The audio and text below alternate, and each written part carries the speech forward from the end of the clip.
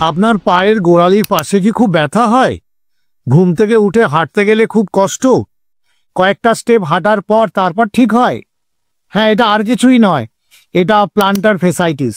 এটা এক ধরনের মাসেল ইনফ্লামেশন। এ হলে এরকম এই লক্ষণগুলো দেখা যায়। এটার কারণ কি? এর কারণ হচ্ছে ফ্ল্যাট ফুট যদি আপনার থাকে, ভুল জুতো যদি পরেন, আপনার ওজন যদি অতিরিক্ত বেশি হয়, আর অতিরিক্ত যদি হাঁটা বা দীর্ঘক্ষণ দাঁড়িয়ে থাকা হয়। আমি আপনাকে 3টি হোমিওপ্যাথি টিপস দিচ্ছি। এক হচ্ছে রাস্টক্স 200, এটা রোজ সকালে খালি পেটে খাবেন।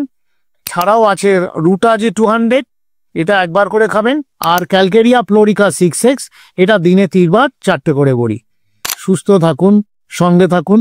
পার্শ্ব প্রতিক্রিয়া ছাড়া রোগ নির্ণয়ের জন্য আমার এই চ্যানেলের সাবস্ক্রাইব হন, শেয়ার করুন।